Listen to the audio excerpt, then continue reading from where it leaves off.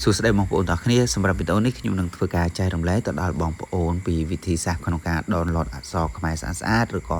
font ខ្មែរស្អាតៗនៅលើទូរស័ព្ទដៃតែម្ដងដោយការ download កម្មវិធីឬក៏ font ស្អាតៗនេះយើងអាចធ្វើការដំឡើងជាមួយនឹងកម្មវិធី Fonto ដែលយើងអាចធ្វើការបង្កើតនៅ thumbnail បែបនេះអូខេតោះចឹងកុំឲ្យ copy យើងនឹងធ្វើការចាប់ផ្ដើមទាំងអស់គ្នាសម្រាប់បងប្អូនដែលប្រើទូរស័ព្ទដៃ Android ឬក៏ iPhone បើសម្រាប់ iPhone យើងចូលជាមួយនឹង App Store ហើយត្រង់ចំណុច App Store នេះបងប្អូនអាចធ្វើការវាយនៅពាក្យថា Fonto បាទអញ្ចឹងយើងចុចកន្លែងចំណុចពាក្យថា Fonto Text on Photo បាទអញ្ចឹងនៅពេលដែលយើងចុចត្រង់ចំណុចហ្នឹងហើយបងប្អូនអាចធ្វើការដំឡើងណាអញ្ចឹងខ្ញុំនឹងបង្ហាញតែម្ដងសម្រាប់ការដំឡើងកម្មវិធីហ្នឹងនៅពេលដែលដំឡើងរួចរាល់ហើយបងប្អូនគ្រាន់តែធ្វើការចុចបើកនៅកម្មវិធីហ្នឹងតែម្ដងអញ្ចឹងកម្មវិធីនេះគឺល្អប្រើមែនតើសម្រាប់បងប្អូនកាត់តរូបភាពលក្ខណៈបែប thumbnail បាទអូខេតោះអញ្ចឹងយើងចុចពាក្យ continue ហើយបន្តមកទៀតយើងចុចពាក្យ allow ហើយត្រង់ចំណុចនេះផងដែរបងប្អូនអាចធ្វើការ upload នៅរូបបាទរូបថតរបស់យើងណាអញ្ចឹងយើងចុចឲ្យកន្លែងសញ្ញាកាមេរ៉ាហ្នឹងមកហើយបន្តមកទៀតយើងធ្វើការជ្រើសរើស photo album ហើយយើងចុចពាក្យថា allow full access ហើយត្រង់ចំណុចនេះផងដែរបងប្អូនអាចធ្វើការ select នៅរូបភាពមួយសញ្ញាដែលបងប្អូនយកមកបង្កើតជាលក្ខណៈបែប thumbnail ឬក៏ការកាត់តរូបភាពផ្សេងៗណាអញ្ចឹងខ្ញុំឧទាហរណ៍ថាយករូបនេះមួយសញ្ញាហើយយើងអាចធ្វើការដាក់អក្សរបានដោយយើងគ្រាន់តែយើងចុចទៅលើនឹងរូបនឹងតែម្ដងបាទហើយយើងយកពាក្យថា add text អូខេអញ្ចឹងត្រង់ចំណុចនេះខ្ញុំនឹងវាយអក្សរឲ្យបងប្អូនបាទដាក់សាកជូនបងប្អូនណារបៀប download font ខ្មែរបាទអញ្ចឹងបន្ទាប់ពីធ្វើការវាយត្រង់ចំណុចនឹងរួចរាល់ហើយបងប្អូនអាចធ្វើការចុចត្រង់ចំណុច font ណាអញ្ចឹងយើងចូលទៅមើល font សិនយើងចុចកន្លែង font ហើយនេះគឺជា font ដែលមានស្រាប់តែម្ដងនៅក្នុងកម្មវិធីហើយកន្លែង my font នេះគឺយើងអាចធ្វើការ add font របស់យើងចូលណាបាទដោយសារតែនេះអត់ទាន់បានធ្វើការដំឡើងទេអញ្ចឹងខ្ញុំនឹងប្រាប់ពីវិធីសាស្ត្រក្នុងការ download font ខ្មែរស្អាតសិនជាដំបូងយើងចូលជាមួយនឹង Chrome Google ក៏បានឬក៏Safari ក៏បានហើយបន្ទាប់មកយើងវាយពាក្យថាខ្មែរ font free download បាទអញ្ចឹងត្រង់ចំណុចហ្នឹងយើងចុចយកតែម្ដងទៅហើយបងប្អូនមើលត្រង់ចំណុចខាងក្រោមដែលគេដាក់ថា Universe បាទ City of Hawaii System អញ្ចឹងយើងចុចត្រង់ចំណុចហ្នឹងហើយខ្ញុំសូមបរិយាឲ្យបងប្អូនមើលតិចបាទស៊ូមមើលហើយបងប្អូនអាចធ្វើការជ្រើសរើសត្រង់ចំណុចខាងលើណាអញ្ចឹងគេដាក់ថាខ្មែរ OF font បាទអញ្ចឹងយើងចុចត្រង់ចំណុចហ្នឹងមកដើម្បីធ្វើការ download បន្ទាប់មកយើងគ្រាន់តែធ្វើការចុចពាក្យថា save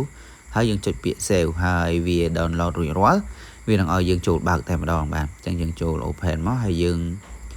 open in document អូខេហើយវានឹងចេញទម្រង់បែបនេះជាលក្ខណៈ file zip ណាបាទអញ្ចឹងយើងគ្រាន់តែចុចទៅលើនោះមកវានឹងពលា file ឲ្យយើងអូតូតែម្ដងហើយទាំងអស់នេះគឺជាប្រភេទ font ឬក៏តួអក្សរបាទហើយបងប្អូនក៏អាចធ្វើការទាញ font នឹងចូលនៅក្នុងកម្មវិធី Fonto បានដែរអញ្ចឹងការ select ឬក៏ការទាញ font នេះ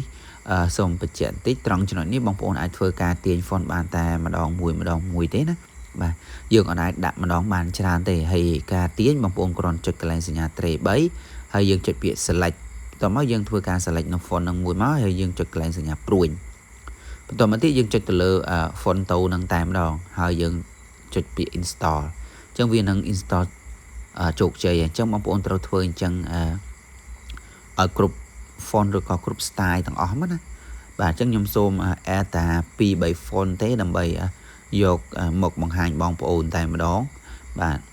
ដើម្បីងាយស្រួលក្នុងការបង្ហាញឬក៏ពីភាពខុសគ្នានៃ font ដែលយើងបានធ្វើការដំឡើងណាអូខេអញ្ចឹងបងប្អូនអាចធ្វើការ add font អញ្ចឹងដូចគ្នាមកអញ្ចឹងបន្ទាប់ពីខ្ញុំធ្វើការ add font រួចរាល់ហើយខ្ញុំនឹងធ្វើការចូលជាមួយនឹងកម្មវិធីនឹងយកតែម្ដងបាទអញ្ចឹងនេះគឺជាកម្មវិធី Fonto នៅពេលដែលខ្ញុំចុចដល់ត្រង់ចំណុចហ្នឹងខ្ញុំគ្រាន់តែ tap ទៅលើរូបហ្នឹងហើយខ្ញុំនឹងធ្វើការវាយអក្សរនៅលើរូបភាពហ្នឹងណាខ្ញុំគ្រាន់តែធ្វើការដាក់របៀប download font ខ្មែរអញ្ចឹងដូចដែលខ្ញុំបានបង្ហាញពីមុនអញ្ចឹងអូខេតោះមកទៀតយើងចូលកន្លែង font ម្ដងទៀតហើយនេះគឺជា font ដែលមានស្រាប់ហើយបងប្អូនគ្រាន់តែធ្វើការចូលជាមួយនឹងពាក្យ my font ហើយទាំងអស់នេះគឺជា font ដែលយើងបានធ្វើការដំឡើងមុននឹងបន្តិចហើយយើងគ្រាន់តែធ្វើការ select ទៅយើងនឹងឃើញfont ខ្មែរបាទយើងឃើញតួអក្សរខ្មែរប្លែកៗចឹងណាបាទឃើញបងប្អូនមានដិតធំដិតអីចឹងទៅអូខេតោះហើយនៅពេលដែលបងប្អូនធ្វើការ select រួចរាល់ហើយគ្រាន់តែធ្វើការ create ជាការស្រេចហើយត្រង់ចំណុចនេះខ្ញុំនឹងបន្ថែមបន្តិចបាទតកតងជាមួយនឹងstyle ឬក៏ style អក្សរឬក៏ទំហំអក្សរណាខ្ញុំសូមចុចកន្លែង style អញ្ចឹងកន្លែងហ្នឹងគឺយើងអាចធ្វើការបដូរពណ៌បានហើយក៏យើងអាចធ្វើការដាក់ពណ៌គៀនបានដែរយើងចុចកន្លែង stroke អញ្ចឹងយើងអាចទាញពណ៌នឹងបានដូចគ្នាហើយតកតងជាមួយនឹង font អក្សរទំហំអក្សរហ្នឹងគឺយើងអាចធ្វើការប្រិចព្រមបានដោយងាយតែម្ដងបងប្អូនណាអញ្ចឹងវាមានម៉ូដអក្សរឬក៏ font អក្សរស្អាតដែលយើងអាចយកមកប្រើប្រាស់បានក្នុងកម្មវិធី Fonto បាទអូខេអញ្ចឹងបន្ទាប់ពីយើងធ្វើការកំណត់ឬក៏ select យករូបភាពមួយនឹងរួចរាល់ហើយបងប្អូនក៏អាចធ្វើការ save នៅរូបភាពនឹងបានដូចគ្នាបាទអូខេតោះអញ្ចឹងសម្រាប់វីដេអូក្នុងការ download font ខ្មែរគឺមានត្រឹមតែប៉ុណ្្នឹងទេជួបគ្នានៅវីដេអូក្រោយអរគុណជម្រាបលា